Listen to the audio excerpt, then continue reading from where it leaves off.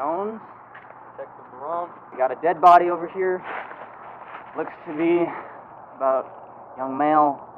Apparently it said it was suicide from some witnesses. Looks like he's in his 20s. Yeah, and 2 bullet wounds to the chest.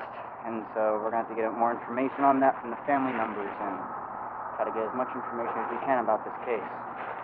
All right. Yeah.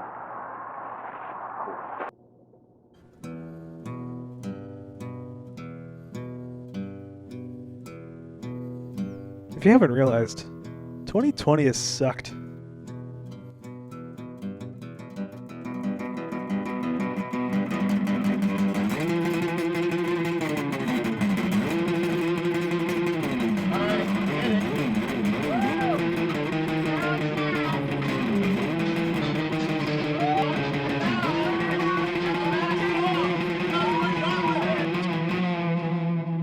Seriously, this year's been terrible, and there's nothing to do, really. It's just bad. The only thing you can really do is go on the internet. And I think I found something that, well, I should probably tell people about it.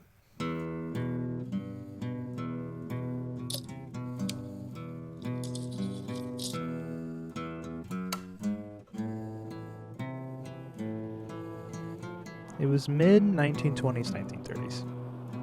This was in a small town, a small Texas town, actually, that hold, a very small amount of people in a very close-knit community. So you'd obviously be surprised if there's a bunch of murders going around, right? Like, there was 10 that year, and this was like the 11th one by now, from where we took off. And Detective Jones is obviously infuriated by this, he said in interviews that this was, terrifying. I don't know why anything else didn't get involved. It makes no sense. That everybody just doesn't care. Doesn't care about what? They act like nothing is going on, like nothing is connected. Well, I mean, we're going to just have to accept that. It's probably just suicide. And as the years went on, this got really frustrating for Detective Jones, and so did for his friend, Murray. He was always there at the crime scene. He was always trying to help, but there was no way he could possibly help because this just kept happening.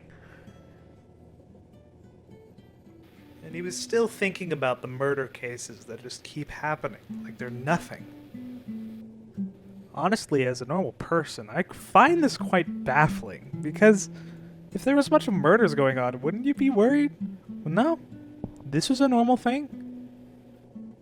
Now, on this particular day, while Detective Jones was going back home, he heard 2 gunshots.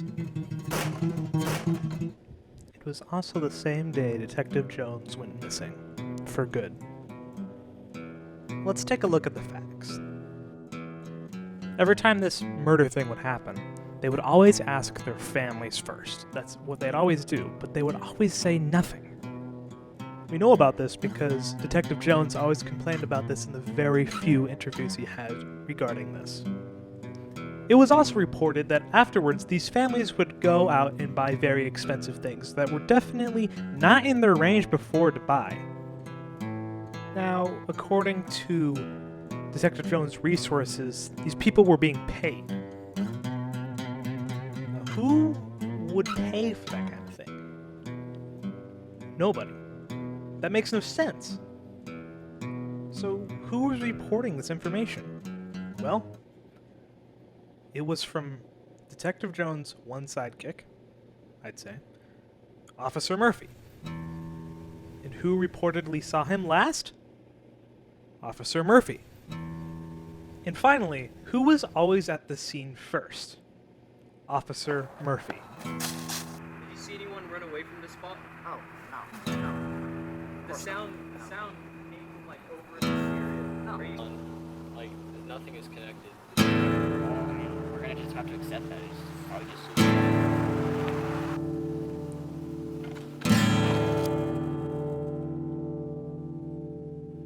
Now, why should we care about this? This was 90 years ago? Not even that. Somewhere close to that. This is long gone by now, and it already seems to be sorted out. They just never found who the original killer was. And I will say, yeah, I understand that. But I really think it relates to now, what we're going through in the quarantine in 2020. There's a lot of misinformation going on, a lot of chaos. Nobody knows what's really going on. And it really makes you question the people that you really trust if they don't wear a mask or something. And they say coronavirus isn't a real thing. And with all the hectic things going around in the world, we really need to figure out who we can trust for the right information and the right things. Because if you don't, something bad could happen. And honestly, I don't think anybody wants to figure that out.